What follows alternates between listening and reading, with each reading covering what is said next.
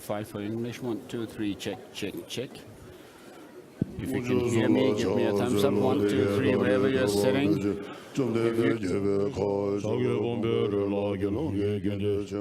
Chanjo Zembe Gende Chenbo Da Taji Da Chomde De Samo Nawa Shija Ye Shuje Namja Ye Dengen Zela Nyamba Shuzo Ya De Se Chanjo Zemba Zemba Zembo Pava Chere Ze Wanjo Shira Ye Bari Do Shiva Samo Cheba Nyela Namba Dashi Pumba Ngabo De Dala Ya Ranshin Ye Tongwa Namba Da Tene Sanji Ye Tuyo Sada Demba Shere Chanjo Zemba Zemba Zembo Pava Chere Ze Wanjo La Dige Chembe Zori Shiraje Pare Do Chimba Sambe Cheba Cheba Deba De Labraja Dige Cheme Bada Chanjo Samba Samba Chemba Baba Chere Se Wanjo Ge Sada Share Do De Bada Dige Cheme So Share Bo Rige Bo Rige Bo Bo Kala Da Shiraje Pare Do Chimba Sambe Cheba Cheba Deba De Dida Naba Dawa Chade Pumba Ngaba Dida La Ya Rashi Ge Tamba Na Yanda Ba Jesu Tawo Su Tamba O Tamba Ni Sule Tongpa Ni Shema Ye Tongpa Ni Le Jia Su Shema Ye No Di Jin Do Tso Da Du Shi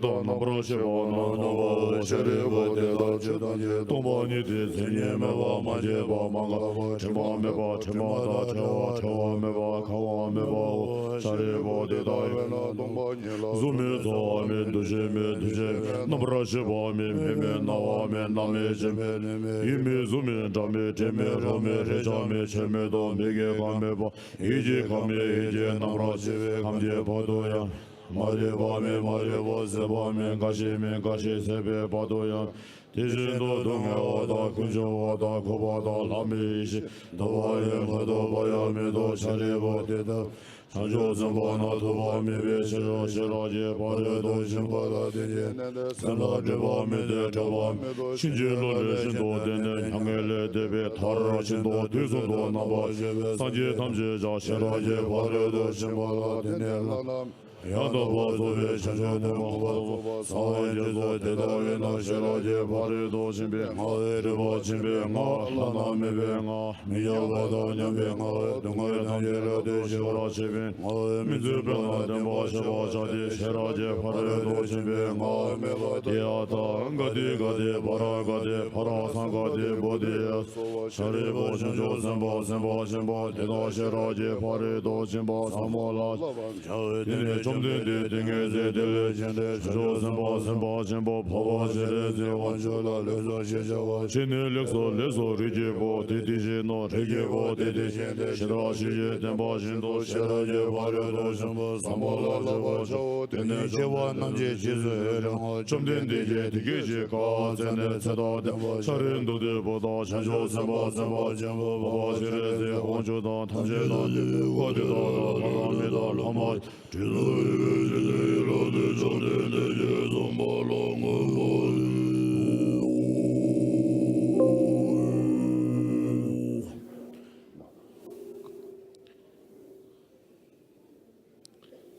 And by going utterly beyond error, they will reach the end of nirvana. All the Buddhas too, who abided 3 times, attained full awakening of unexcelled, perfect enlightenment by relying on this profound perfection of wisdom.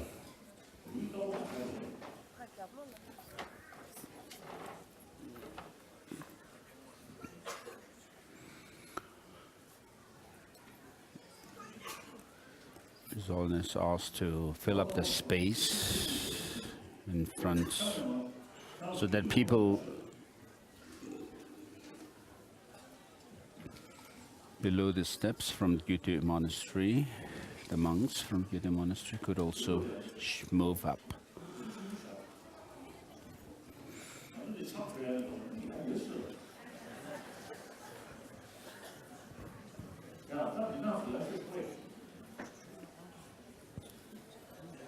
So everybody is asked to shift up.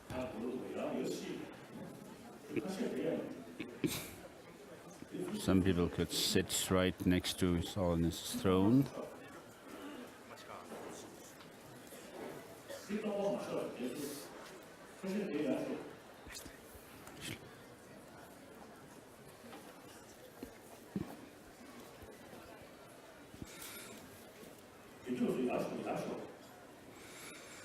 And it's a perfect enlightenment by relying on this profound perfection of wisdom. Therefore, one should know that the mantra of the perfection of wisdom, the mantra of great knowledge, the unexalted mantra, the mantra equal to the unequal, the mantra that quells all suffering is true because it is not deceptive.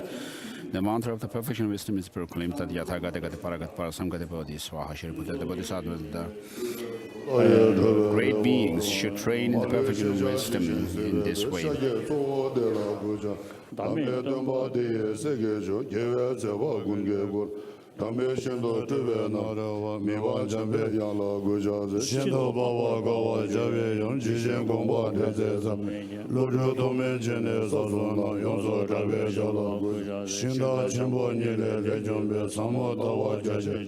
Mano yonzo zobe ne debe dambe zoze marbe zala Anje kevi chinye yongje ke jave nongzo jiwa jave ze Ranshe dunye chune rinpoche Shinye dambe java sovande longme tule zhube bodawa Nabe shenshi gombe chema Zhuwa niwa jebe kuchungwa Yache kuchi sungla sovade Sanju tuje nrogen boye ze Lakwa laye chizo chinye Nidun zhuwa rinpe shinye chong Nanga janzen shala sova Kanjin shindi soje Tsongkhapa ngada ribe wanjaja Longa tembe dabo keroje jawa yapse songla gube Tashira tenye wanjebe paden chera nyebada Sora male jebe jawa jaya shije shalake Shamba chenpo rogun delake tuje chenpo jibak Yede chenpo shinyi jajeba chanje juye jalak Dena sidi nyingbo mezele lamsa sanze sanje Jaye ganja gende gende tuje shala sawa Damba nyingbo lungdo juze wanjo gende jazo Duga dabe jiwa dege dege sena jazo Gele yede malen jombe ne time lozan tembe kanzan Chuje jazen tembe bayen je pade lame jema sowa Sana renye sana da tembe shema taje gende Nande kunje suje tanje ngawa lozan jazo sowa Nyure leje kunje ngagen wa lozan renje sanya jazo Lode zambe ndola dege beke kesan jazo sowa Lode ziwa timi kelaja sanze lewa chuza Lejen dira gaden shingade bale yishin wambo Nidi zade gada genade kanyi sola sibe to Shenze kuze zambe yuwa lozan jambe jazo jazo Jawa kunde labe tojeje jezun lozan bade Chowe jugo lozan jenze Bade teme nyema Lozan teme jumnen digende Ngawan chujan nabe Sisi mubo male sese Nondo janje shala Ngala wanjo lozan nanche jen Jamba nyemo Dinzi kunjezo Kiri zirun jazo Chile labe shala sube Ngage wanjo kazan namlezo Yanzo teme seje Kiri dinzi janje sugeje Jezun labe shala sube Lozan chakun tibi peteji Tekson chude dayan chokwa Shecha male tuje chenbebe Tembe wancho chenpo Ngawan lozan tembe kansan zen Ome jansen zela Chera sama tuje le Tene jansen kala Ngawan lo ten kesan towande Jashen yache suje Jira sasa wancho shokun Namba chebe zela Lo ten kesa pesan chebe ye Toten sese chuje nyemoje Kele rodo namba chebe Sumyen chuse lama sowande Ngake wancho lozan Zige jawa jazo kandenge sezo wanjo Sumba mebe tela sowane Namde jibe longdo Zembe tene yodon bawayi Jime kunje lazaz Cheche wanjo jembozo Kanjo soro kunla tabi me Gizan taban dibe jombozo Sebe jebe tabi Sanje chinye lalaja Shazo kunde lama doi Kola gado jiji Jiji lama doi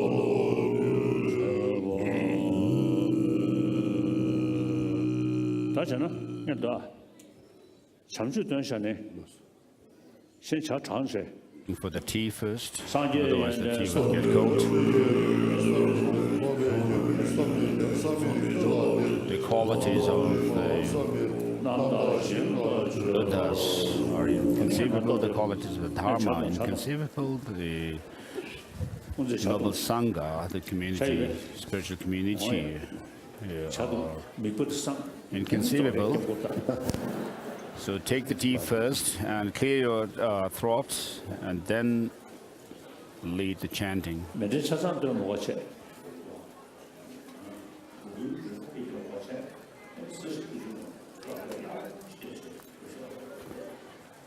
So His Holiness is telling the chant master to say the one verse mandala, cosmic representation of the cosmic cosmos, the one verse prayer in his multiphonic voice.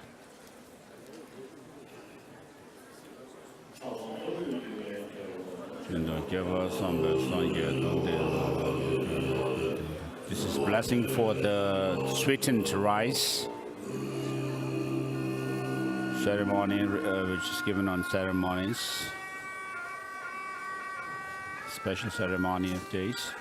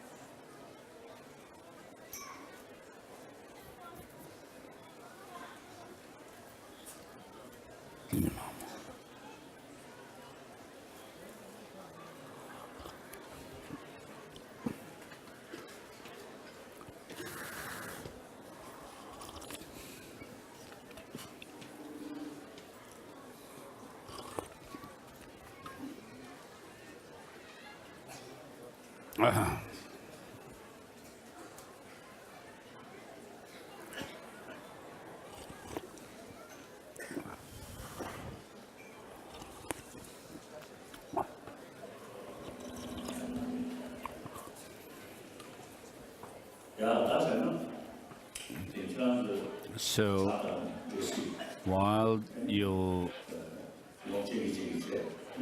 enjoy the tea and the rice, the chant master should lead the prayer.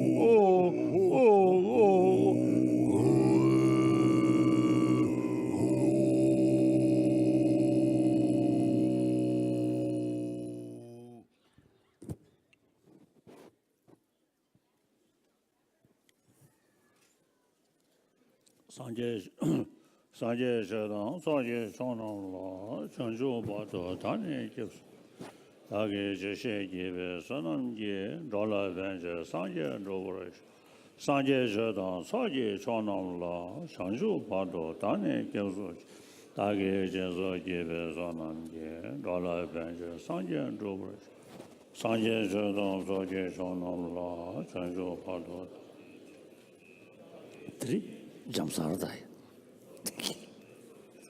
Through the collections of merit and wisdom, by giving and so forth, may I become a Buddha to benefit all sentient beings. I seek refuge in the Buddha, Dharma, and Sangha until I'm enlightened. Through the collections of merit and wisdom, by giving and so forth, may I become a Buddha to benefit all sentient beings.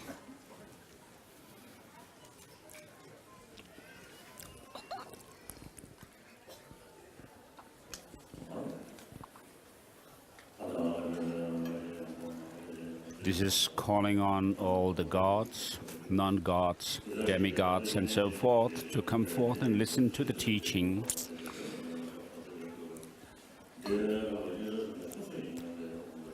There's nothing greater to listen to than the holy, the sacred Dharma, the sublime Dharma. This is nectar to hear to your ears, and it is the medicine that cures the disease of the three mental afflictions. I pay homage to the Gautama, who, moved by his compassion, taught this sacred Dharma to rid us of all distorted views. So today, this is the month of the miracles, as it's called, and so for about 600 years, the Mönlam, or prayer festival, has been held in Lhasa. So this is to commemorate the kindness of the Guru, the Guru Shakyamuni, Buddha Shakyamuni. In his time, there were non-Buddhist practitioners with whom he had debates or discussions. And this month, and so to commemorate that, we hold the Mönlam festival every year this month. So the verses that I recited, so what it says is, it's summoning the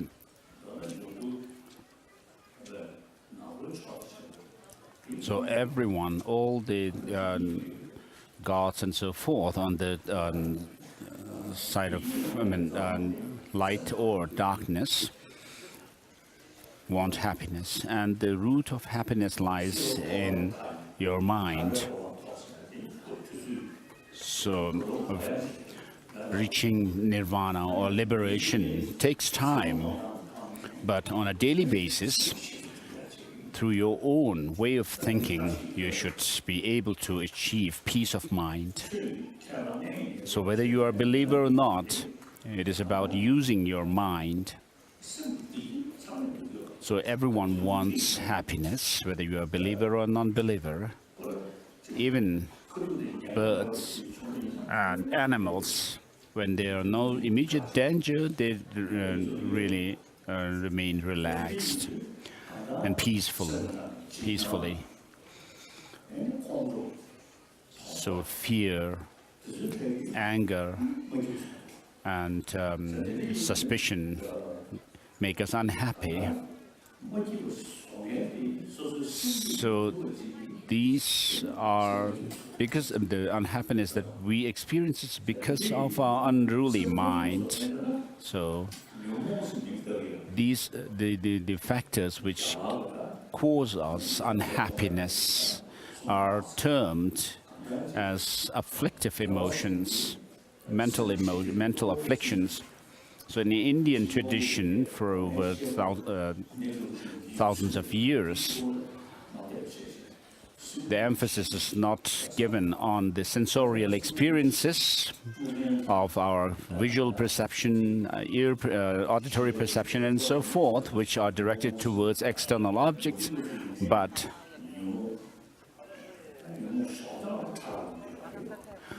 they have recognized mental afflictions, although there are degrees of subtlety in between the traditions like Buddhism and non-Buddhist traditions of India. So the experiences that we have, which as soon as they arise, as soon as they happen to us, cause us to lose our peace of mind, are termed as mental afflictions. And so these mental afflictions, these faults of our mind, are dispelled. And so the way it is done is not by some blessing of the Buddha, but the Buddha himself has said, the sages do not wash away the sins of beings, nor do they remove their suffering with their hands, nor do they shift their own realization to others, but by showing reality as it is, they lead beings to nirvana or liberation. And so this is what the Buddha says. The sages do not wash away the sins of beings, nor do they remove their suffering with their hands, nor do they shift their realization to others. So how do the Buddhas help sentient beings? Is by showing the reality as it is and lead them to liberation. So suffering comes because of our unruly mind, this undisciplined, uncontrolled mind.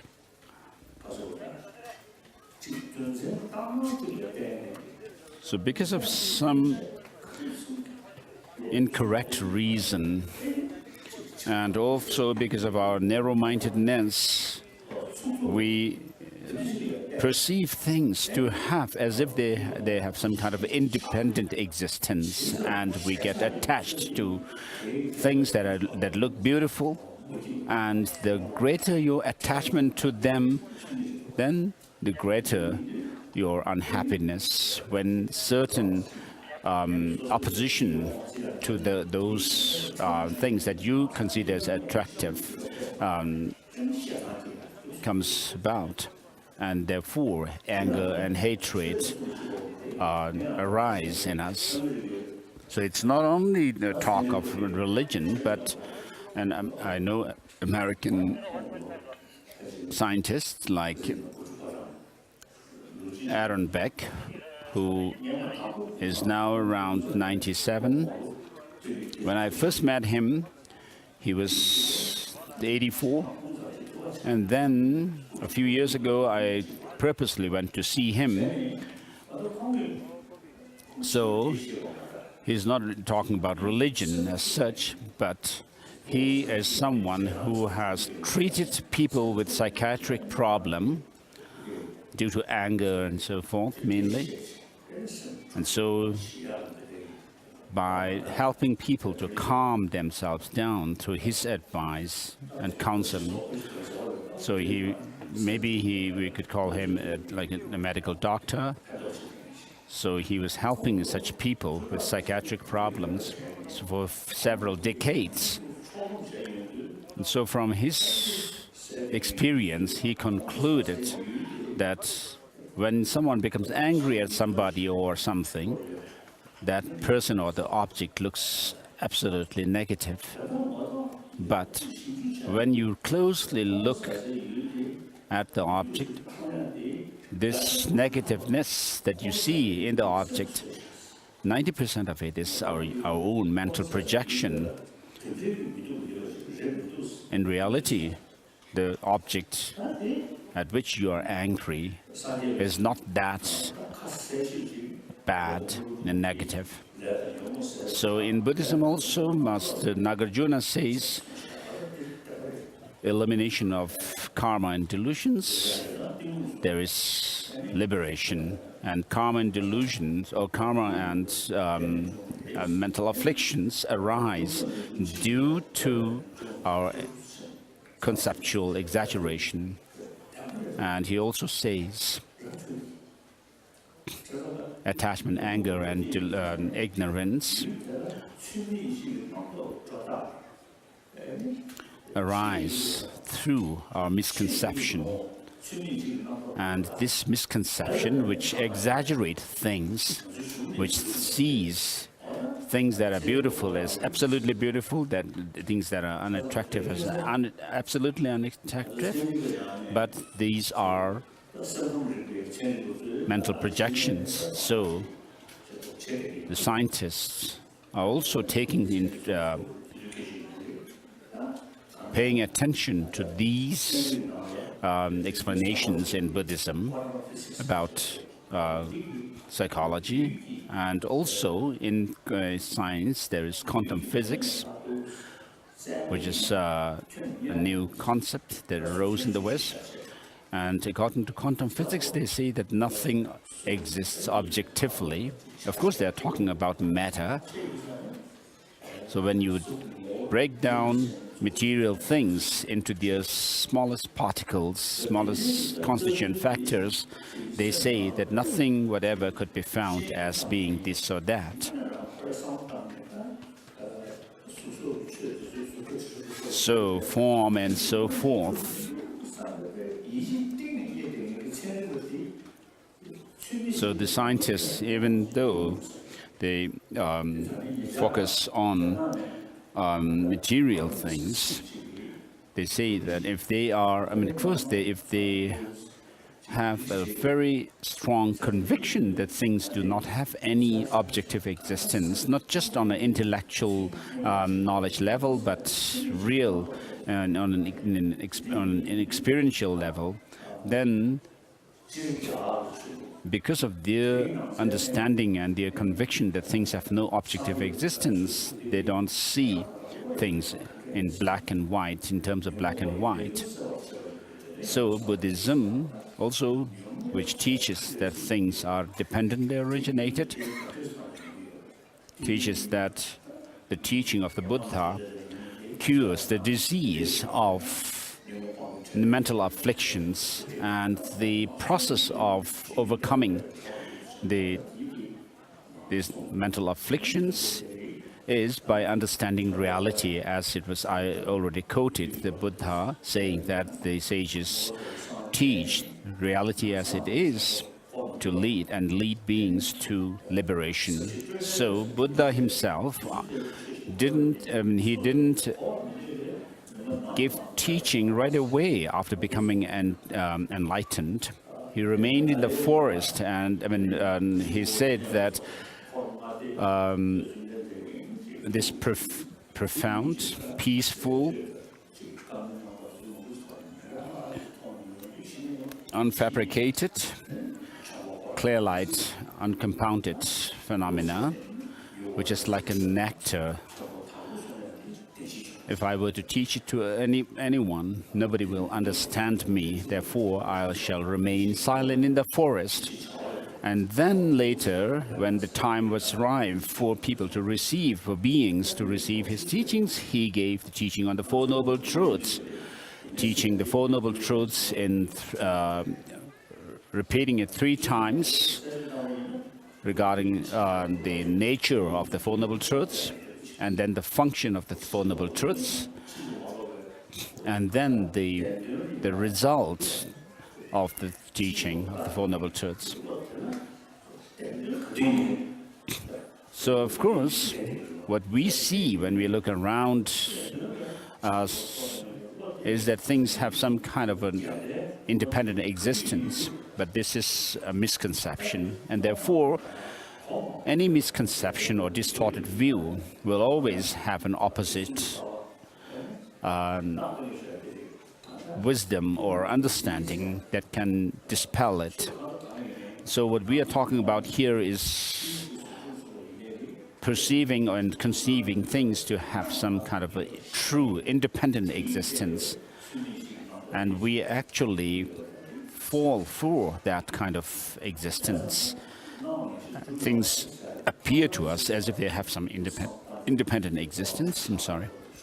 independent existence, and just as they appear that way, we also cling on to them as having some independent existence, and that is countered in the teaching of the Buddha by using logic and reasoning to make transformation of our mind. That's the way Indian religious traditions, philosophical traditions, and particularly Buddhism deals with the negative these mental afflictions. So we don't only pray to the Buddha to overcome these mental afflictions, but follow his teaching, the path that he has shown to us. And the result of that is to overcome and eliminate all mental afflictions. So in the world, there's an endless conflict and problems that are man-made. And some of the scientists even say today that basic human nature is compassionate. So if that is the case, that we are compassionate, compassion is our basic nature, right from the beginning, right from our birth, we have love towards our mother, as the mother also, our mother also has love for us. So without this, the child would not survive. Right after birth, if our mother had not given us love, and we would not have survived. And if we, as children of our mothers, have not shown love towards her, we would not also, we won't be able to live our life. So though the basic human nature is compassionate, as the scientists say, how much killing is going on is caused by human beings. While we are peaceful here, in other parts of the world there are thousands of people being killed, and then children dying of starvation. So these are made by human beings ourselves. Of course, natural disasters such as earthquake and storms and so forth could kill people, but we can't do much. But when it's the case that human beings are killing other human beings, this is something imaginable. So this happens because we are not paying good attention to our basic good quality of love and compassion, but we are more or less carried away by the external glamorous things, the glamour. And so although all the 7 billion people on earth want happiness, but still there are people who cause suffering to others. Whether you are a believer or not, or whether you're following any religion, we should be able to see the faults of our attachment, anger, and so forth, and try to develop the good qualities. As I usually say, everywhere in the world, people are paying attention to education, but the so-called modern education is more or less oriented towards material progress and development. And so we need to introduce in this modern educational system the teaching about our secular ethics, which has been practiced in India for thousands of years, and the Constitution of India is also based on secularity. So which is to say that it respects all religions as well as those without religion. So this is very relevant to today's world, the secular ethics principle. because more than 1 billion people on earth are without religion, religious faith. So it's not the case that those practicing religion or following religion need love and not the others, non-believers. But everyone needs love. So while we are alive, if we could live in love and compassion, it would be very good for our health as well. And so it is very important to understand that the teaching of the Buddha is to rid us of, it's to cure the disease of the mental afflictions.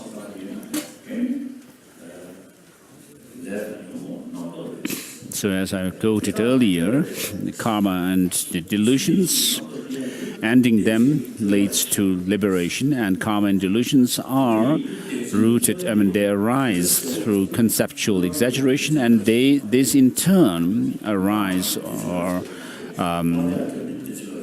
from grasping at true existence in things, independent existence in things, and this should be ended or eliminated through the meditation on emptiness. And it doesn't happen right away, of course. We should hear the teaching on emptiness, contemplate on it, and then apply your understanding and conviction in emptiness, in meditation, to gain deeper insight and real experience so that you are able to eliminate it, this true existence in things and the conception. So with regard to this quotation, the final line says, and this is ended by emptiness. So in the Sanskrit version, this final line could either be interpreted in terms of the path or the cessation.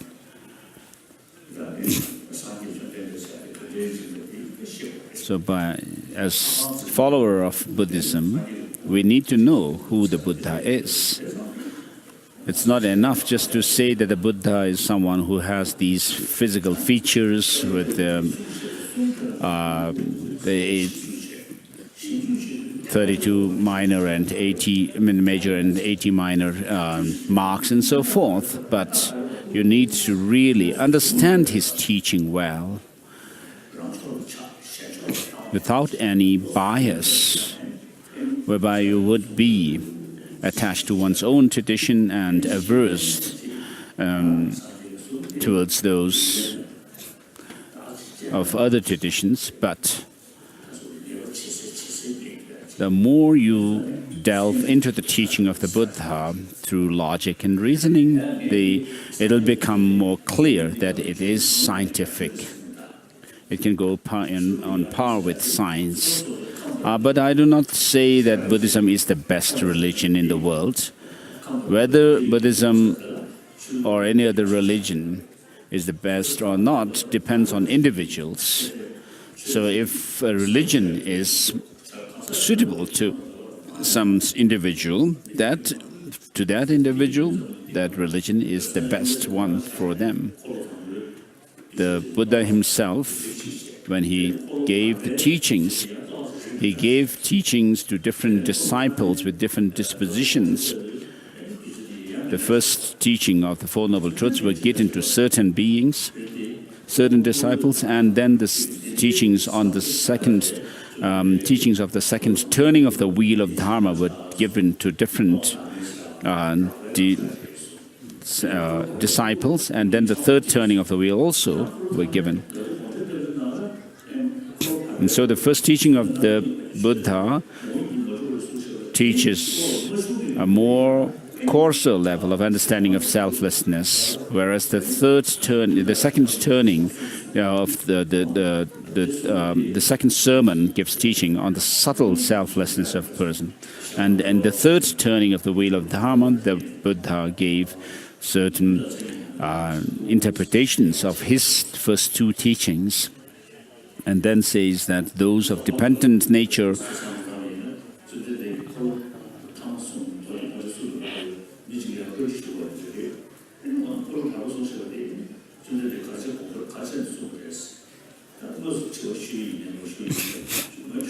So in the third turning of the wheel of Dharma, one aspect of it is the Sandinimochana Sutra, where the Buddha was asked, why did he teach differently in the first and second sermons?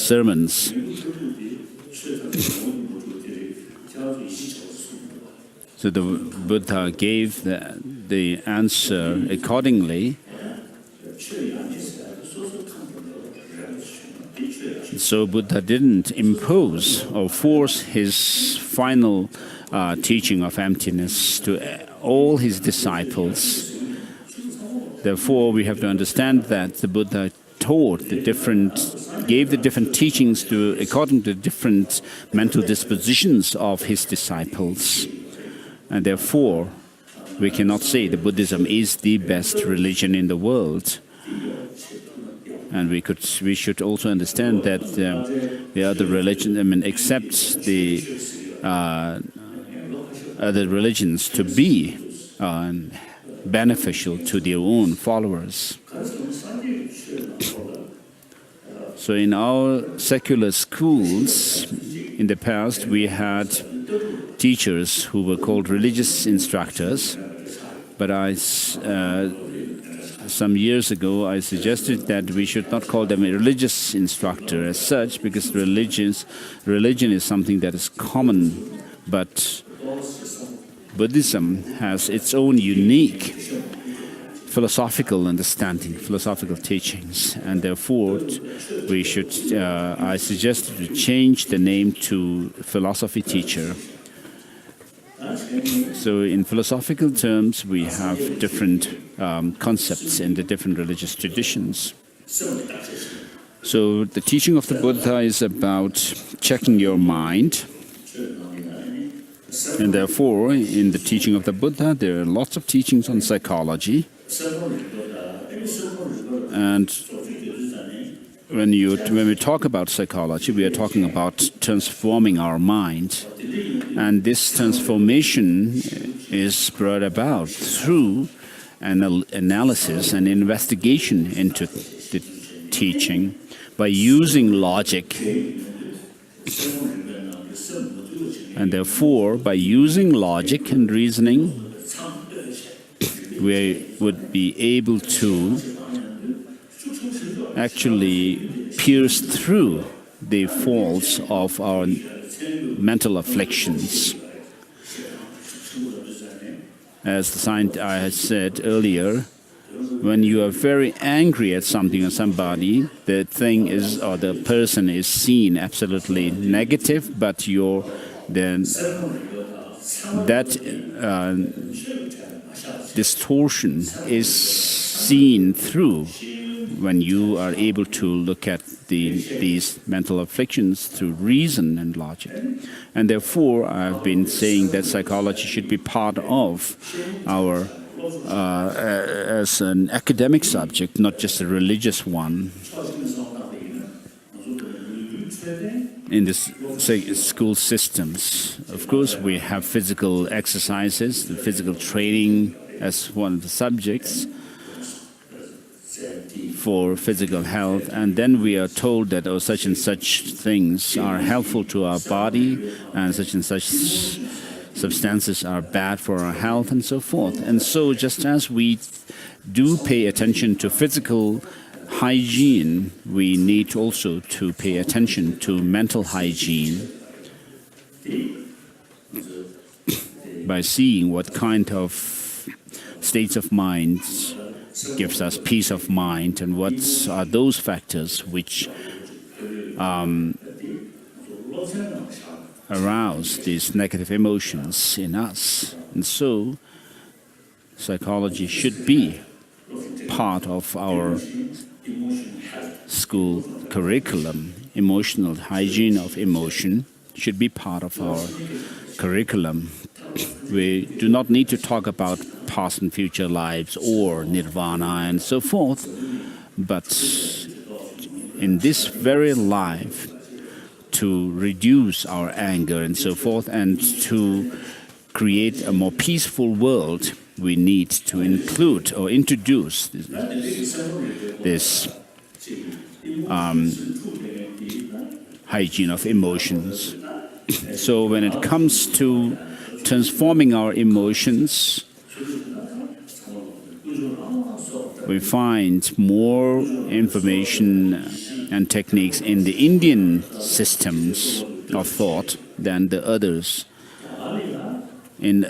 For example, the Judeo-Christian traditions emphasize more on faith in the Creator God. Whereas in India, of course, there were theistic religions and also non-theistic religions. And the Indian traditions talk about life after life. So psychology is quite a prevalent subject in the Indian traditional thoughts.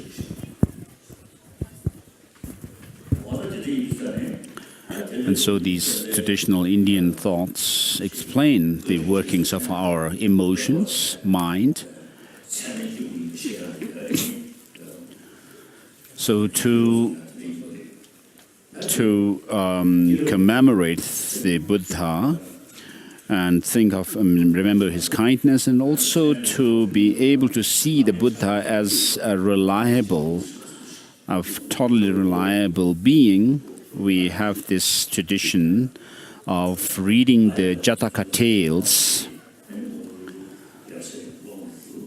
And it was written by Aryashura, who became a disciple of Aryadeva, one of the disciples of Arya Nagarjuna.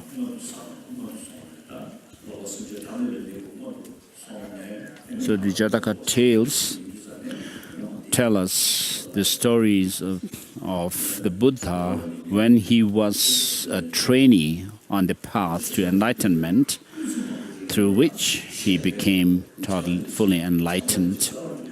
So for many lifetimes, having practiced love, compassion, and so forth, he became finally enlightened.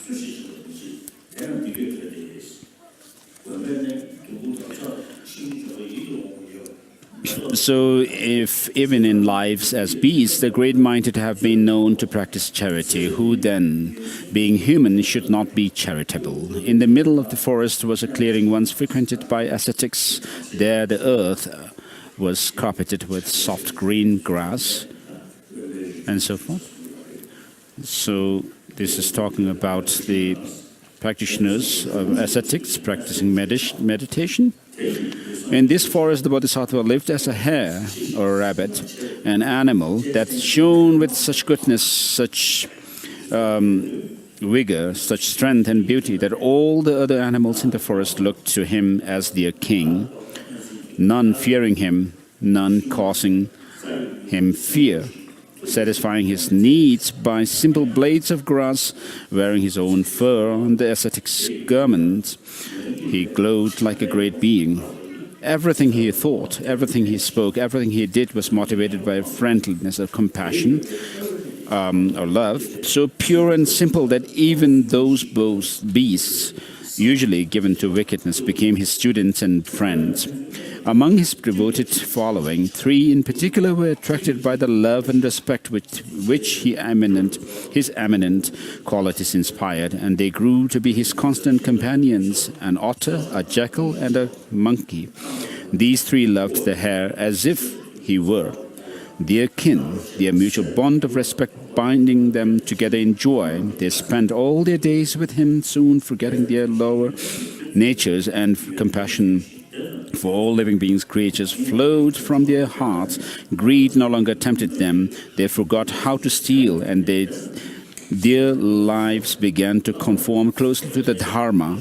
Their minds became disciplined, clear, and strong.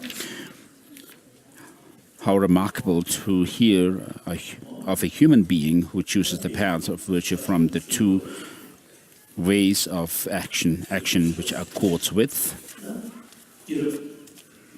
pleasure but goes against virtue, or action which is in harmony with virtue but not with pleasure. Imagine how astonishing it was to hear the 4 beasts who had made such a choice. So I'll leave the teaching on the Jataka tale here, and then I wish to switch to the other text, in praise of the Buddha for teaching dependent origination, which I received the transmission of from the Kinori master Rinzin Tempa.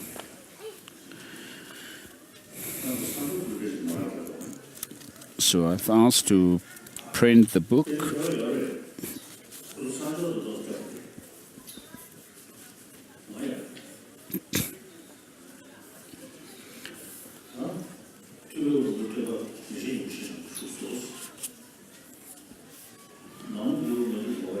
So it begins with a homage to Manjushri in Sanskrit, Namo Guru Manjugoshaya.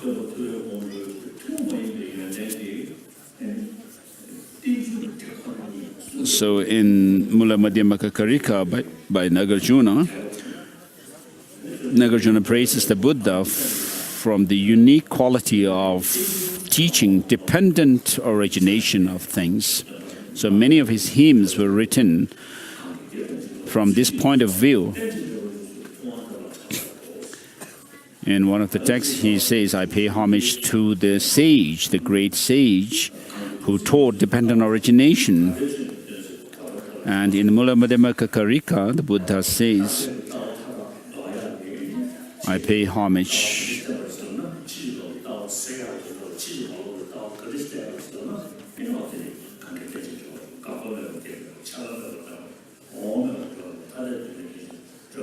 So he pays homage to the Buddha in Mula Madhyamaka Karika for teaching dependent origination, which is devoid of or absent of the 8 extremes of arising, ceasing, and so forth. And so this text begins with a homage to the Buddha by saying, he who speaks on the basis of seeing, making him the knower and exalt, and who teaches this, making him the teacher and exalt. I bow to you, O conqueror, you who saw dependent origination and taught. And so, by seeing reality as it is, precisely as it is, and thereby making us able to completely destroy all the mental afflictions which are rooted in this grasping at true independent existence and things, and make us reach the goal of enlightenment. So all the traditions of Tibet, such as the Mahamudra and the Great Perfection and so forth, emphasize the nature of the mind itself. And the mind is seen as not having in its intrinsic nature those of the mental afflictions. And in the teaching of the perfection of wisdom, emptiness is taught in great detail. And then in the third turning of the wheel of Dharma, the Buddha gave teaching on Buddha nature.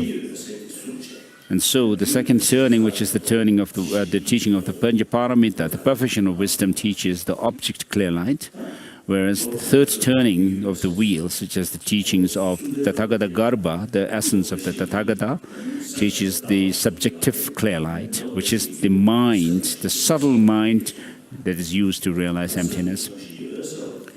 So the mind's basic nature is clear light or luminous.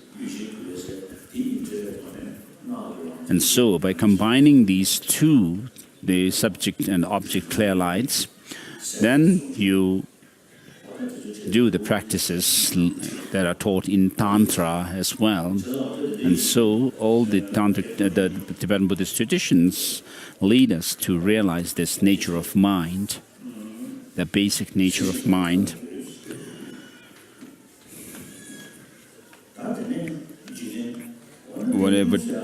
So with regard to dependent origination of things, Why is it so important to understand this reality? Of course, we would say that our attachment and the love and compassion also are very important, because hatred, attachment, desirous attachment, and so forth disturb our own peace of mind, and they also disturb others. And therefore, in the Shantideva's Bodhisattva Charyavatara, it says, if you're not able to exchange your own happiness and joy with the suffering of others, live alone reaching Buddhahood, even in this life, in samsara, you will not be happy.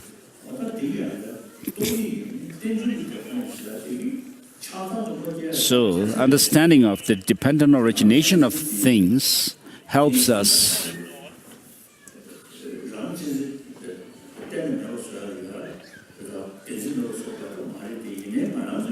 to rid us of the selfish attitude, self-cherishing attitude as well. And this self-cherishing attitude and that of the grasping at true existence go hand in hand and causes us ruin.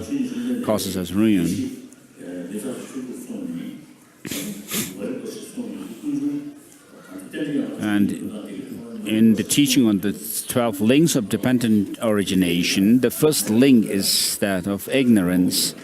And there are different degrees of ignorance in terms of its subtlety.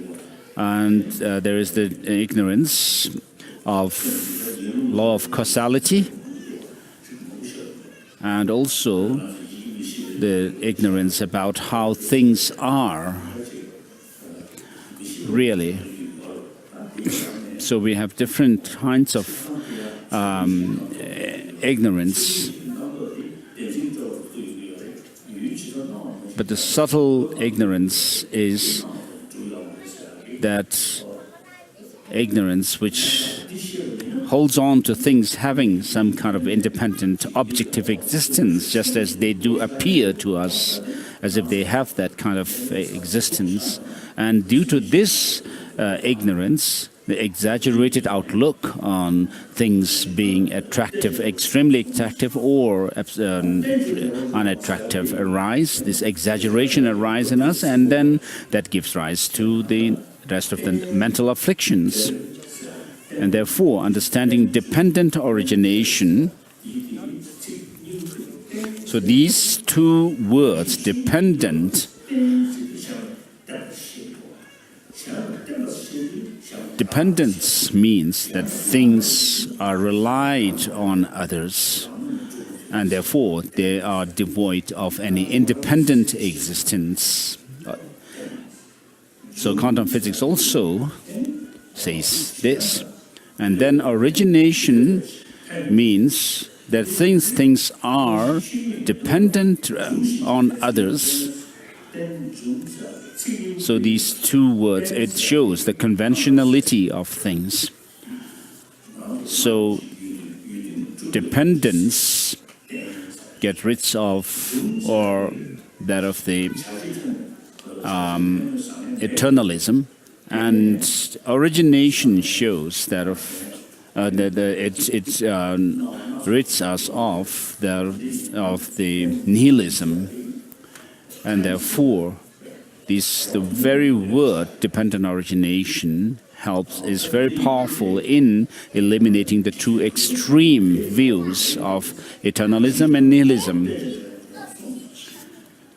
And therefore, whatever degeneration there is in the world, the root of all these is ignorance. You taught that it is dependent origination, the seeing of which will undo this ignorance.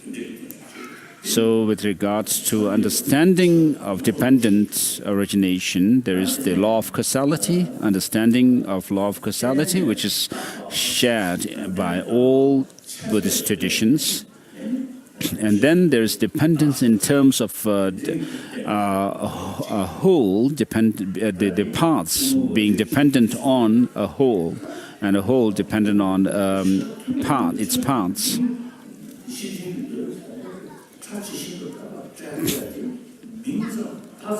But the final understanding of dependent origination as interpreted by or understood by Master Nagarjuna is that is to say that things are merely designated.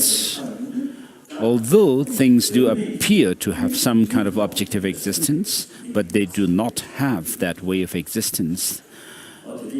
And therefore, by default, what we can conclude is that things do exist because they affect us, and either positively or negatively, and therefore the only thing we can say is that things exist by way of designation.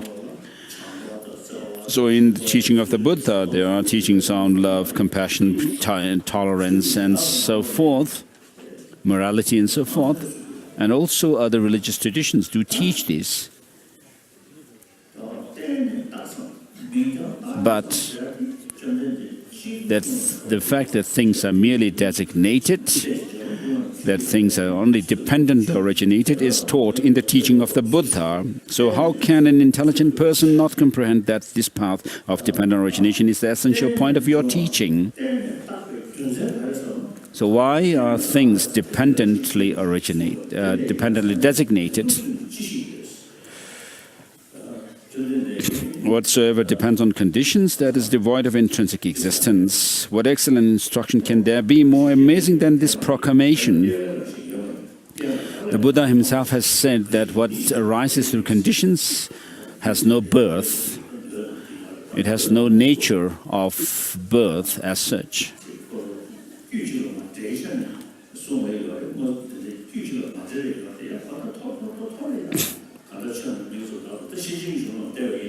So if you look at the teaching of the Buddha, there are lots of teachings on which teach that things have no intrinsic inherent existence as such. In many of the teachings, whether they are scattered or not.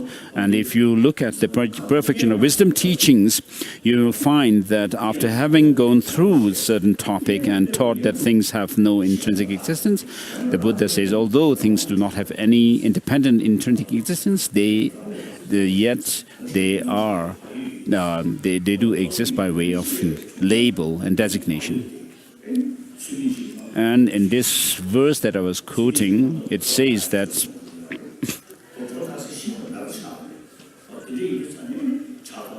what arises through conditions has no birth, it has no essence of birth.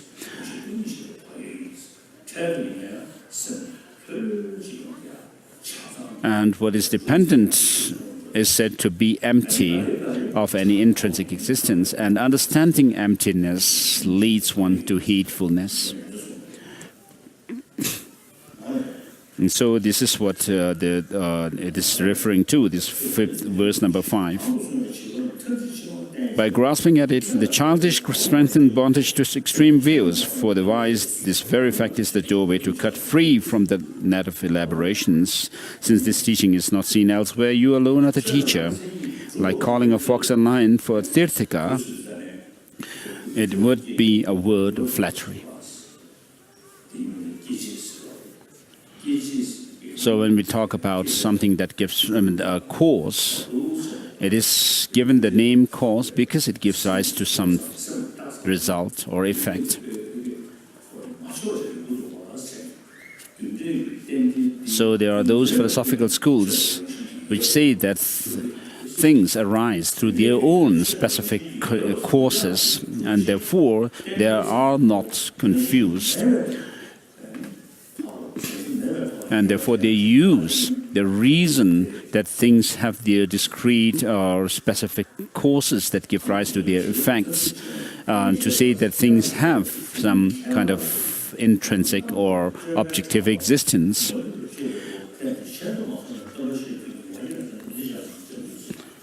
Wondrous teacher, wondrous refuge, wondrous speaker, wondrous refuge.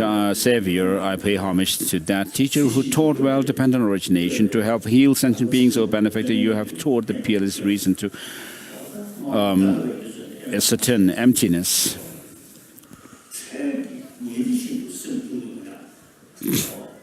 So the Buddha is addressed as the wondrous teacher. and wondrous refuge.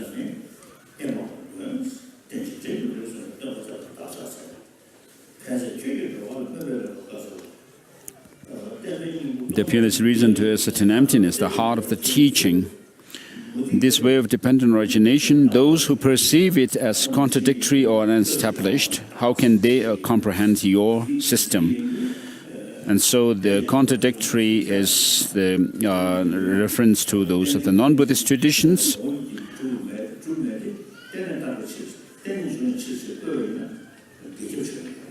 So for them to say that things do not have any independent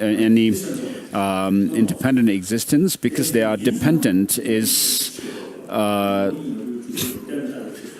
to say that things have no essential existence because they are dependent is a contradictory reason.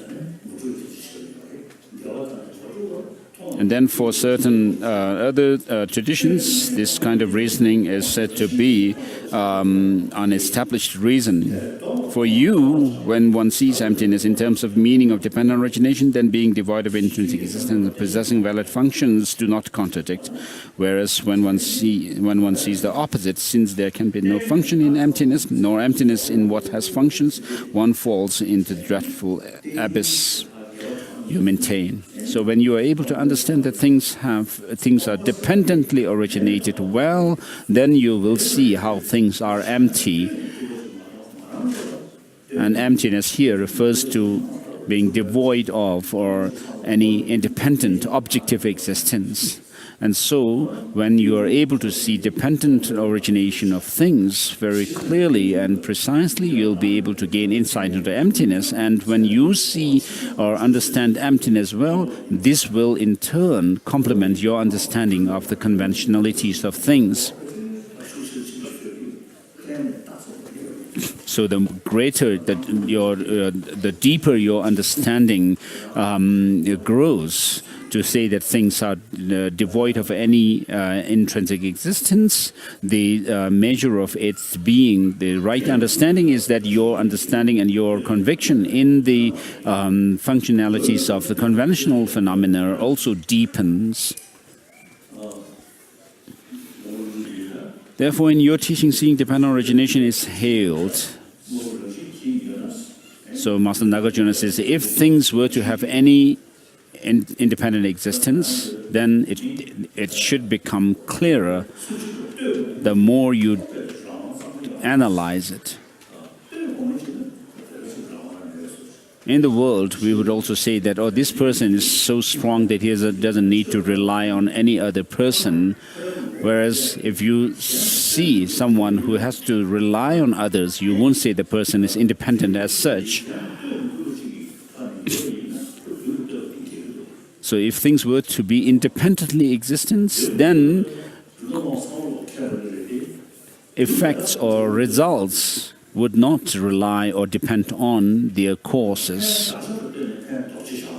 So the result and the cause are mutually dependent. Because there is a result that would arise, we would call something a cause. And that's cause, because it gives rise to, because the results also arise on the basis of the independent cause. It is dependent on the results are dependent on the cause as well. So if the results were independently existent, then they would also exist at the time of their cause. So if that were the case, then we would have to also say that action, the agent, and the acted upon object, and so forth, are not dependent on one another.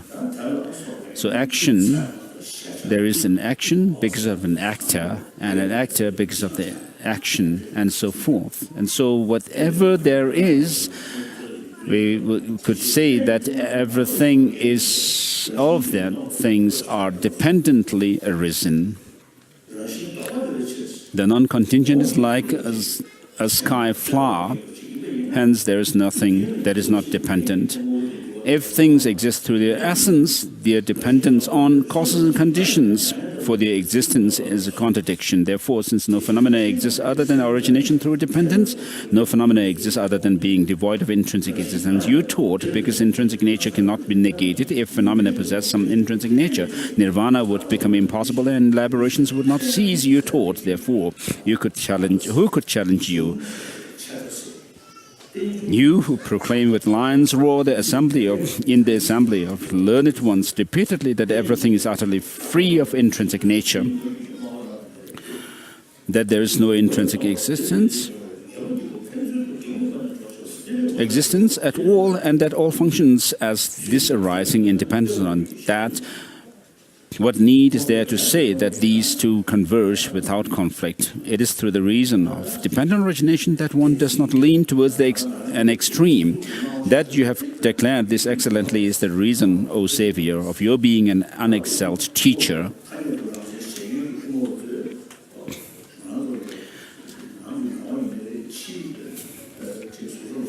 So even within the Madhyamaka system of thought, there are those philosophers who say that things do exist the way they appear to us, which means that things appear to us as having some objective existence, self-defined phenomena. And if this were not the case, if this does not exist, then we cannot say that things can exist. And this is the difficult point in Madhyamaka philosophy. Master Nagarjuna says that, Master Tsongkhapa says that to say that things are devoid of any intrinsic existence, yet they exist by way of designation, is the difficult point in Madhyamaka philosophy. And Master Tsongkhapa says that those who have, he calls friends, you, my friends, who have learned the Madhyamaka treatises, for you may find it difficult to say that although things are devoid of any independent existence, yet they do exist by way of designation. You may find it difficult to say this, but then you should direct your mind towards that. It would be better for you to assert that. And Master Chandrakirti says that if we were to actually search for the identity of things and events and so forth, within themselves nothing whatever could be found as being this and that.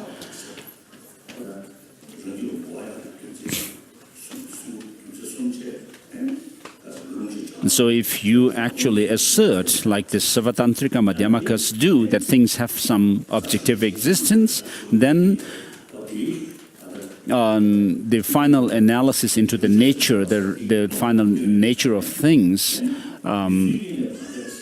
would not be tenable.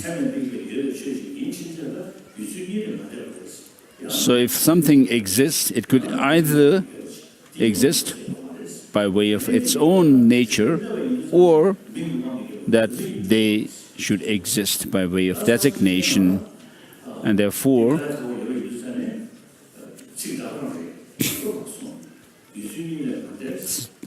in the ocean of reasoning, which is a commentary to Madhyamaka Karika,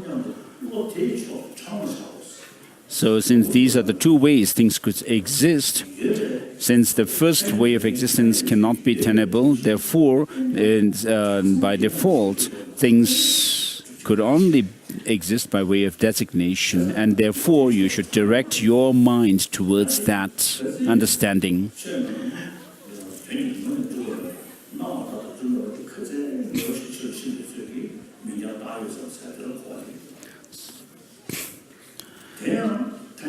So the more you understand that things do not exist the way they appear to you, the deeper your understanding would be that things are by way of designation.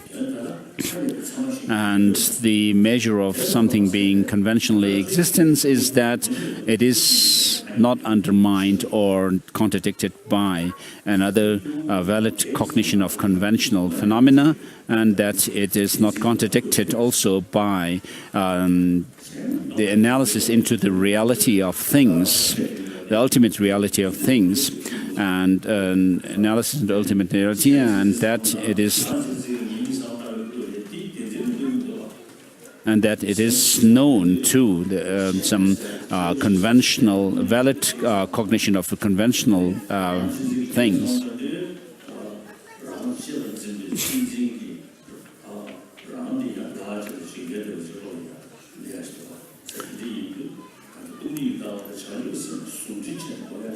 So we need to counter both the self-cherishing attitude by which we actually hold ourselves more important than others and do all kinds of things to benefit oneself, and then also we need to oneself alone, and to counter this we need to develop cherishing others, and then we also need to develop this wisdom realizing emptiness and combine these two to transform our mind.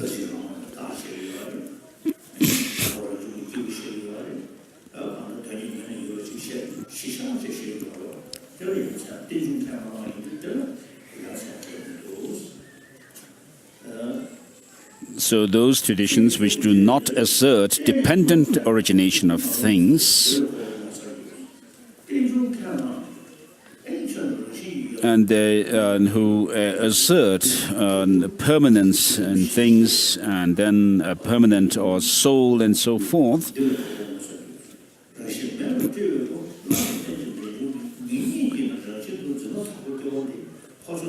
being enslaved by ignorance,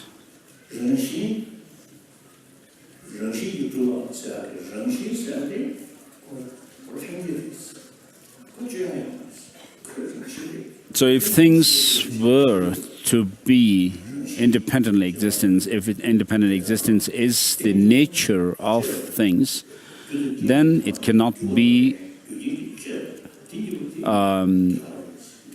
there cannot be change happening in things. Whereas when we say things are dependently originated, things cannot be said to have any kind of independent or existence. So these are the two ways in which things could exist: intrinsic nature, uncreated, and non-contingent, dependent origination, contingent and created. How can these two converge upon a single basis without contradiction? Therefore, whatever originates dependently, though primordially free of intrinsic existence, appears as if it does possess intrinsic existence. So you taught all this to be illusion-like.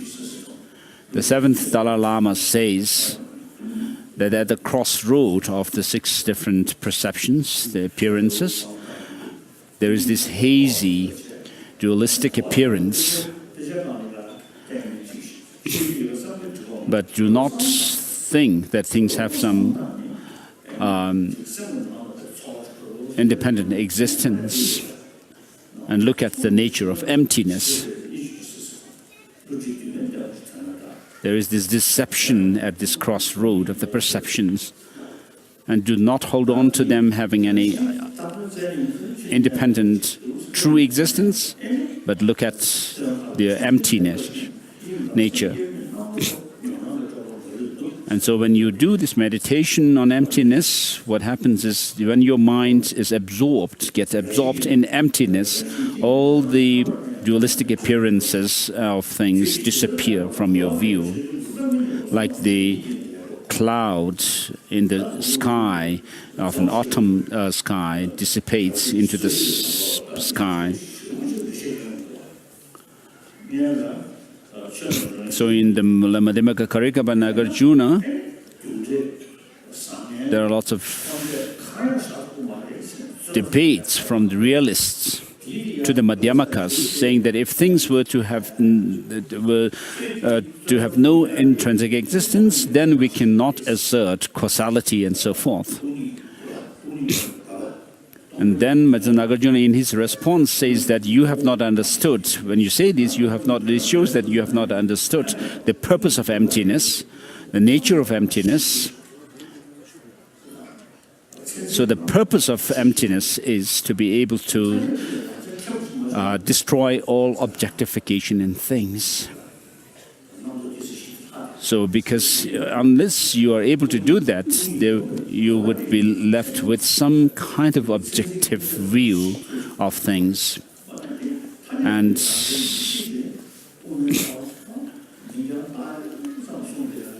so the Madhyamaka tradition or system which do not assert any objective existence whatever, even in conventional terms. So this could be seen as the ultimate understanding of how things are, following Nagarjuna and then his interpreters, Master Chandrakirti and so forth. Through this very fact, I understand well the statement that to what you have taught, those opponents who challenge you cannot find faults that are caught with reason.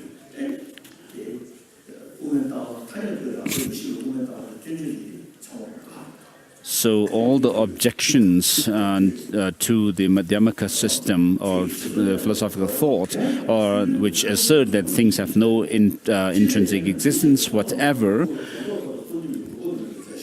can be dissolved by understanding that things, when we say that things are dependent, that they are devoid of any independent existence. So whatever is dependently arisen is said to be empty, and so forth, as Nagarjuna says.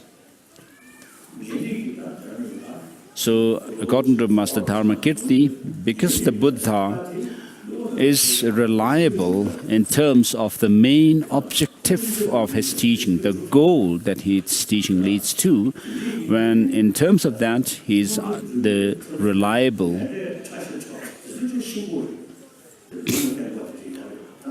Of course, there are certain aspects of the teaching, like the very subtle teaching of the law of causality, which are said to be an extremely hidden phenomena. But because there are reasons to prove the other teachings,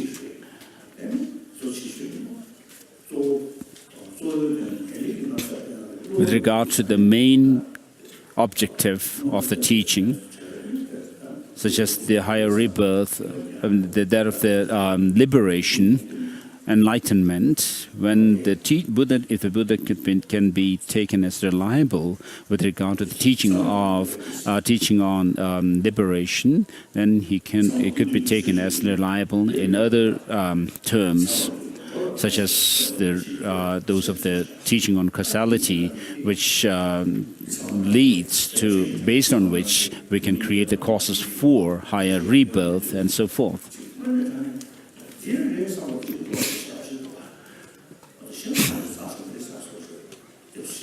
So when you look at these teachings, I mean, you will really find them to corroborate with reality and your experience.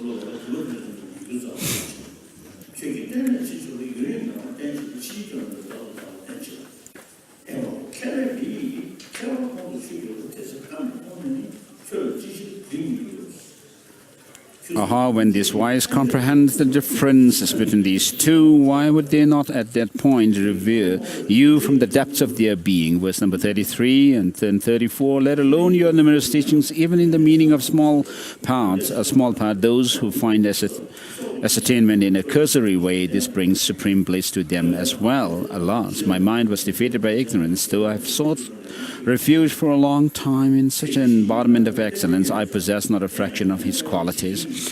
Nonetheless, before the stream of this life flowing towards death has come to cease, that I have found slight faith in you, even this I think is fortunate. Among teachers, the teacher of Tibetan origination, among wisdom, the knowledge of Tibetan origination, you who are the most excellent like the kings in the world, know this perfectly well, not others. All that you have taught proceeds by way of Tibetan origination. That too is done for the sake of nirvana. You have no deeds that do not bring peace.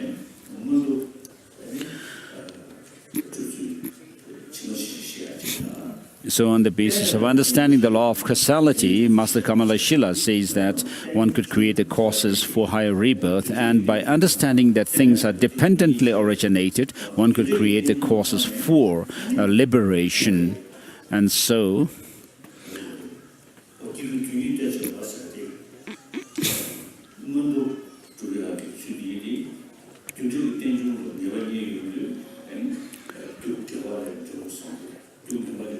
alas, your teaching is such, in whosoever's ears it falls, they all attain peace. So, who would not be honored to uphold your teaching?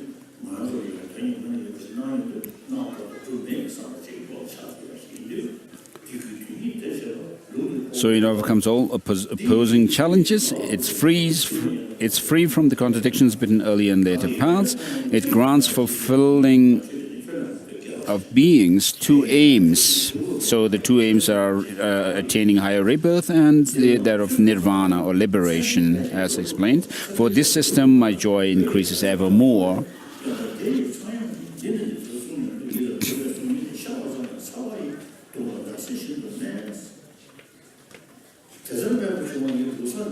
Verse number 44 and 45 done. 46, this excellent system, most marvelous. Some individual who are not so learned have entangled it in utter confusion, just like the entangled Bhavadza grass.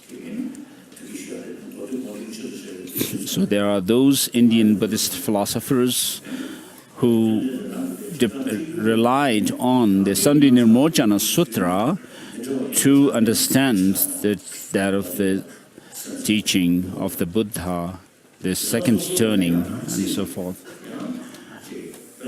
And because of the differences in their philosophical understanding within Buddhism, there are the four schools of philosophy, such as those of the Vaibhashikas, Sautrantikas, Chittamatra, and Madhyamakas. And within the Madhyamakas and Sautrantikas and the Chittamatras, there are those following reason and following scripture. And within those of the Madhyamakas, there are those Madhyamakas, two groups of Madhyamaka. One which assert that things have some intrinsic objective existence, and the other which deny any or reject any objective existence in things.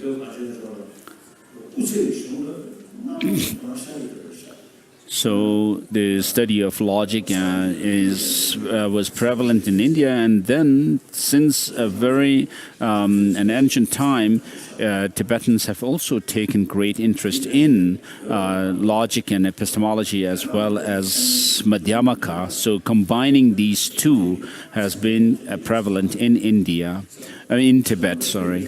And so as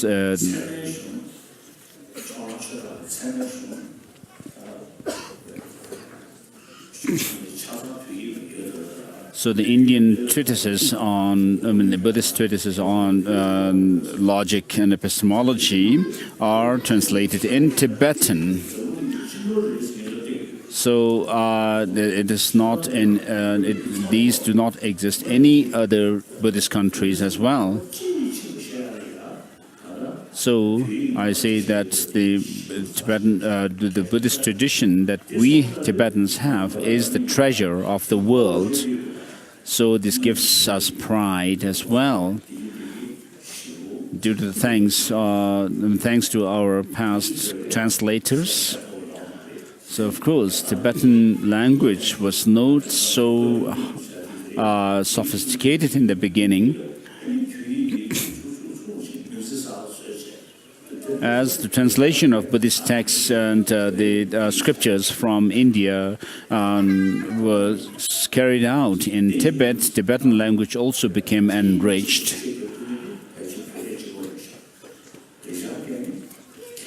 So the Sanskrit tradition that existed in India, today Tibetan language is the only language which can explain this tradition of Buddhism. Not Chinese, not Vietnamese or Japanese and Korean and so forth, although they do follow the same Nalanda tradition that we have. The 300 volumes of Kanjur and Tenjur, the translated words of the Buddha, and its exegetical treatises by Indian masters are very precious. So the Kanjur and Tenjur actually has spread all over Tibet, has covered the entire land of Tibet, the three provinces of Utsang, Kham, and Dome.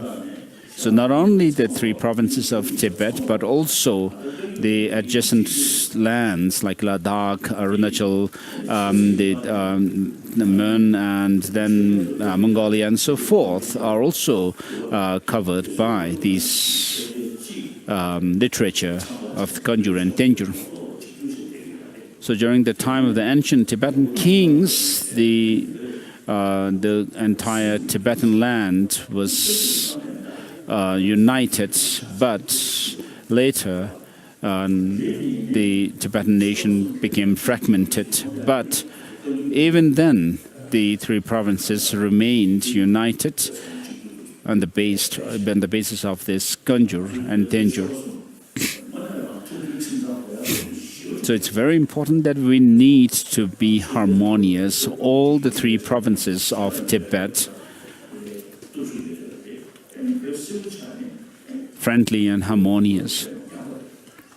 And so during the ancient times, Tibet became very powerful and remained united, but then it became fragmented later.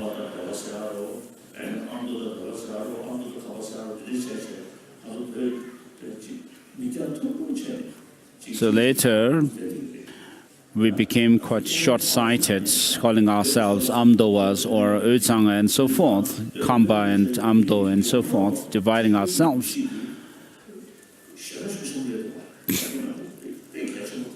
So it's very important to remind ourselves of being one people, whatever may happen to us, good or bad, in good or bad times.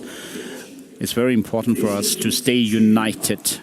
And then the religious traditions in India, there were the Sanskrit and Pali traditions of Buddhism. Of course, in the past and ancient times, there were disputes among the 18 different subsects of Vaibhashikas and so forth. And then in Tibet, we have these different traditions, the Nyingma, the old translation school, and then the new translation school, which comprise Gadam and Sakya, Jonang and Geluk and so forth, Kagyu and so forth. So we have, in a way, of course, used attachments to cause division among ourselves, calling ourselves Kagyu or Sakya and so forth. So it's very important for us to be united, to be harmonious amongst religious traditions, to be respectful and have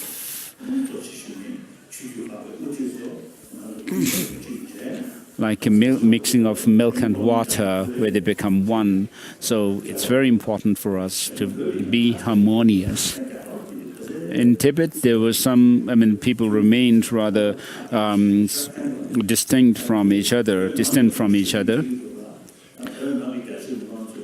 But in exile, we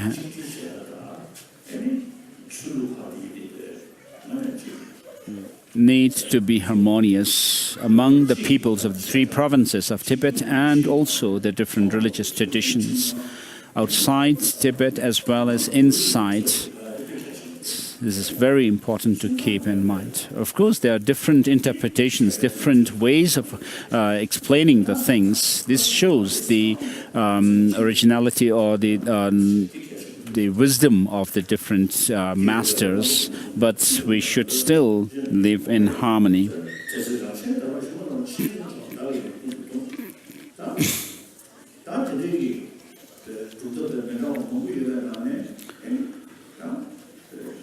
Seeing this situation, I strove with a multitude of efforts to follow after the learned ones and sought your intention again and again.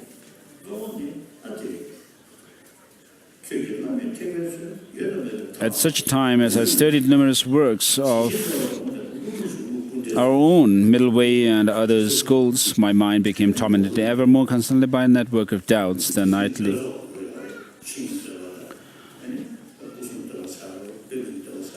So there are different hymns written by Master Nagarjuna.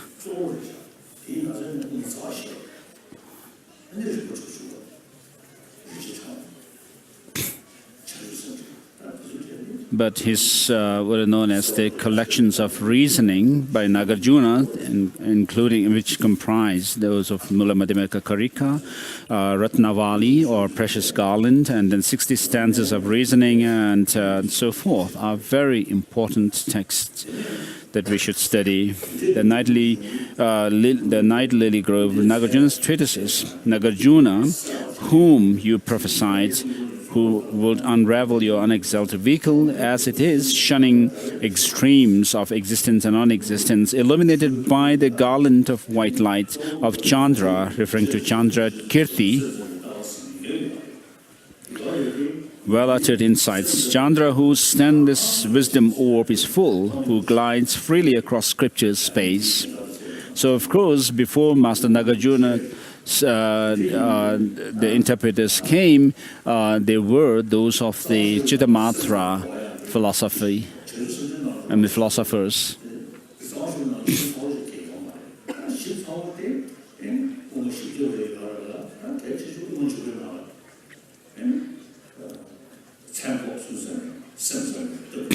So Chittamatra philosophy is refuted in the 400 verses by Naradeva, and also that of the Madhyamaka Avatara by Chandrakirti, who dispels the darkness of extremist hearts and outshines the constellations of false speakers. When through your through my teacher's kindness I saw this, my mind found a rest at last. Of all your deeds, your speech is supreme. So, of course, we have this tradition of building statues and stupas and so forth. So one time I was in Revalsar, where they had built a huge statue of Guru Padmasambhava, and I was invited to consecrate it. And due to the kindness or thanks to Master Padmasambhava, the Tibetan king Tsongkhapa was able to establish Buddhism on the Tibetan soil firmly, and also, so of course, Master Padmasambhava is someone who is very kind to us. But I said in Revalsar at that time that this statue may remain for 1,000 years, but it'll never speak to us. And then in our seven-limb prayer, we make the request to the Buddhas and Bodhisattvas to turn the wheel of Dharma, in other words, to give teachings. And if we have the vision of them, the Buddha, for example, and request him to give us teaching, he may say that I have already given these teachings which are contained in the 100 volumes of Kanjur, and you never study them. So, and also Master Nagarjuna would say that he has written these Mula Madhyamaka Karika and other texts, and you have not studied them. So if you study these texts, you will be able to see the magnificence of the Tibetan language as well. And we could also unite as people of the three provinces through this language.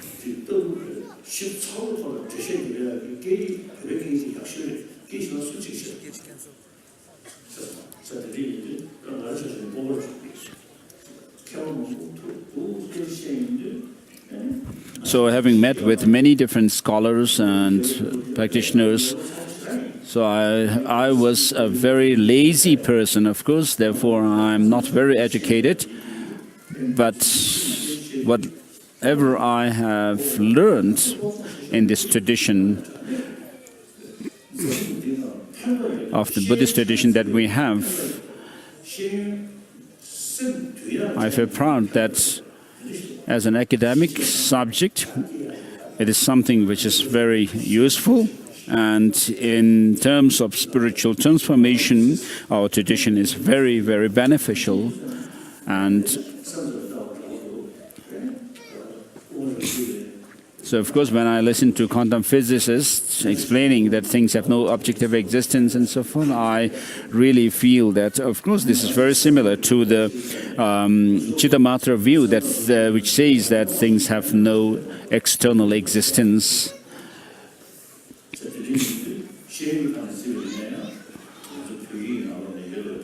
Other than that, of course, quantum physics is not used for transforming our mind as such, and so there's not much. Nothing much amazing in it as such. But our tradition, in our tradition, we use these understandings of things having no external or no objective existence and independent existence to transform our mind.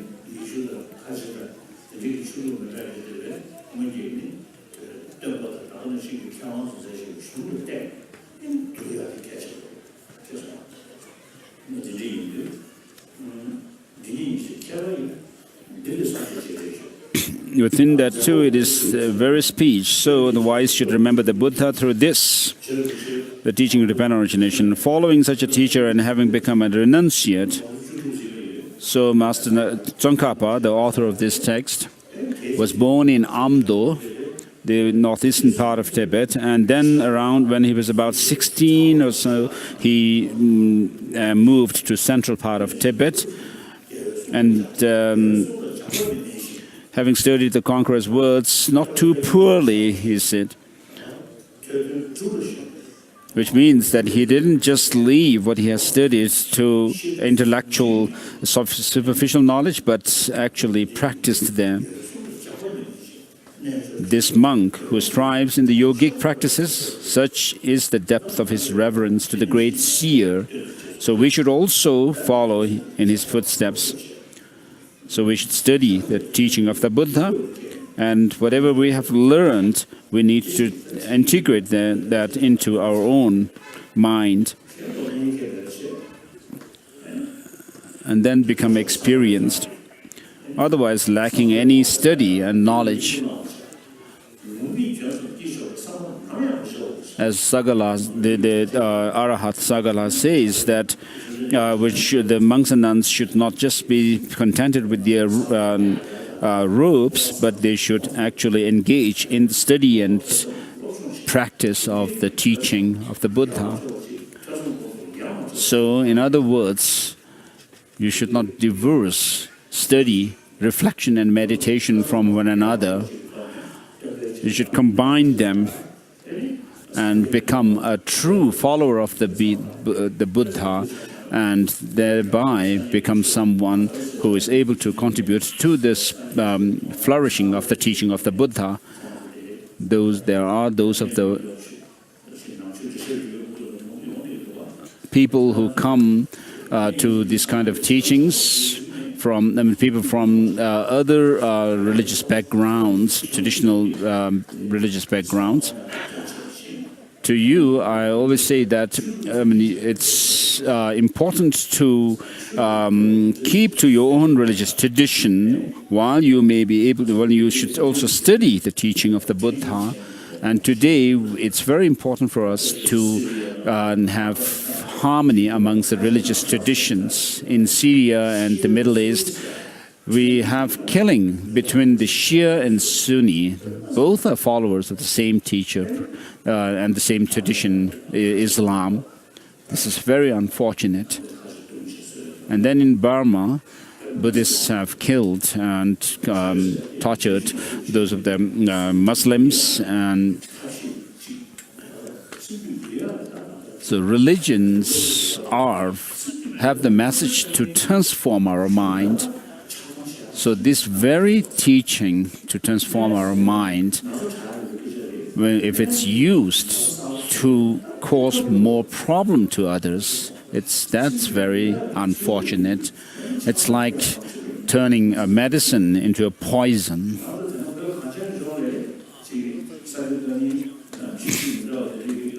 In Tibet also, there were some conflicts amongst the religious traditions, which are the Sakya, Geluk, and so forth. So these are unnecessary. We need to see that these are backwards or are drawbacks.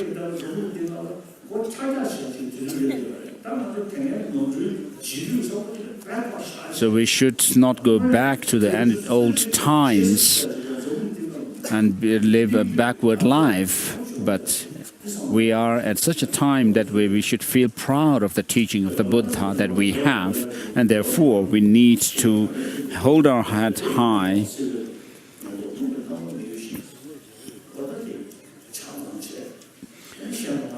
Since this is due to the teacher's kindness, I have met with the teaching and so forth, and may the teaching of this beneficent one till the world's end be unshaken by the winds of evil thoughts. May it always be filled with those who find conviction in the teacher by understanding the teaching's true nature.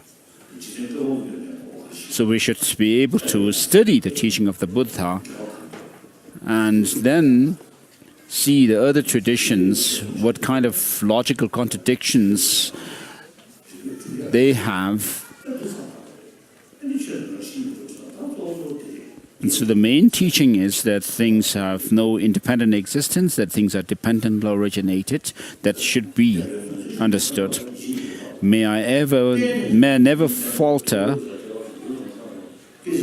even for an instant, to uphold the excellent way of the sage, which illuminates the principle of divine origination through my all births, even giving away my body and life. May I spend day and night carefully reflecting by what means can I enhance the teaching achieved by the Supreme Savior through the strenuous efforts over countless eons. As I strive in this with pure intentions, may Brahma, Indra, and the world's guardians and protectors such as Mahakala unswervingly always assist me.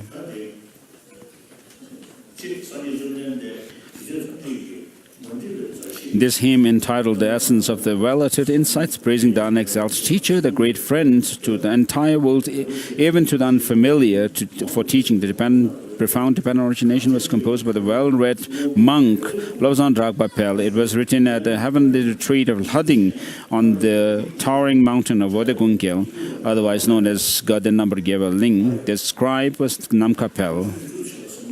So it's 10:30 now.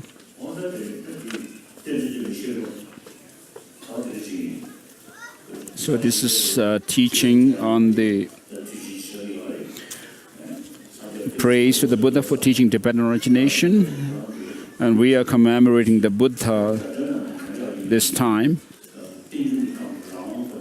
The Buddha, who was a unique teacher in teaching that of dependent origination. And so, through understanding this, we should develop faith in the teacher himself as well.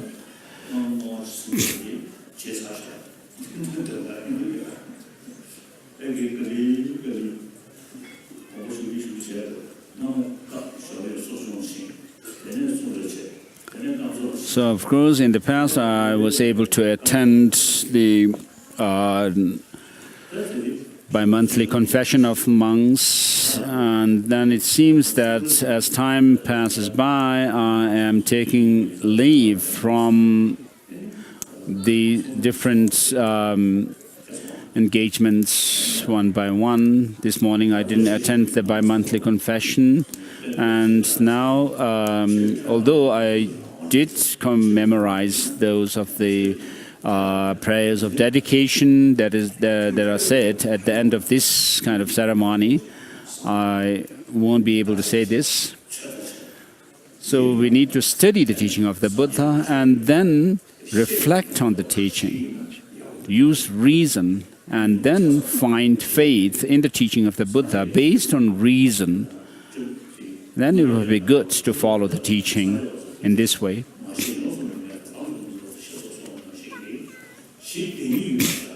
So the teaching of the Buddha should be introduced through teaching on the two truths, the conventional and ultimate truth, and then on the basis of that, expand on the Four Noble Truths, and then those of the teachings on the Three Jewels and so forth. So we should follow the pattern of those of sharp faculty, who use reason rather than mere faith to follow the teaching of the Buddha. So if we could actually imbibe this in ourselves, then I think the teaching of the Buddha would remain for a longer time, and I usually say this in public, that if we follow the teaching of the Buddha on the pattern of those of dull faculty or who base themselves more on faith rather than reason, then I don't know how long the teaching of the Buddha may survive.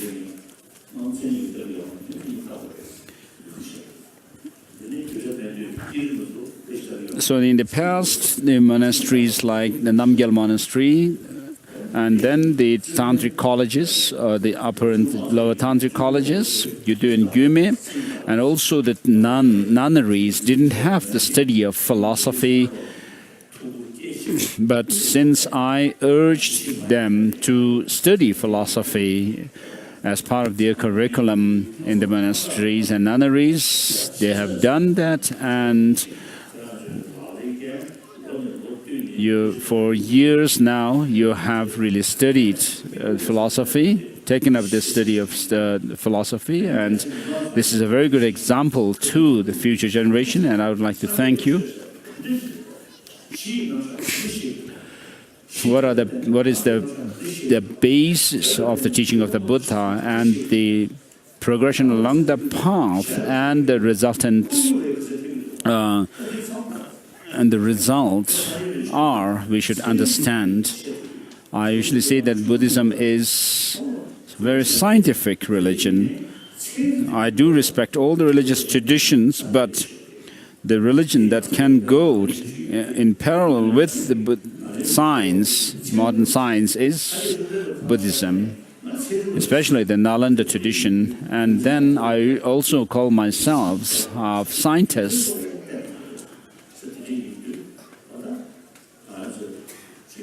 So we do not just follow the teaching on faith alone, but use reason. So if we could follow this pattern, or the teaching of the Buddha in the fashion of those of sharp faculty, it would be good.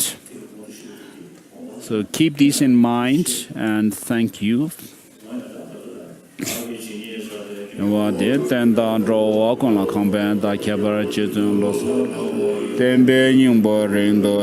This is prayer of dedication.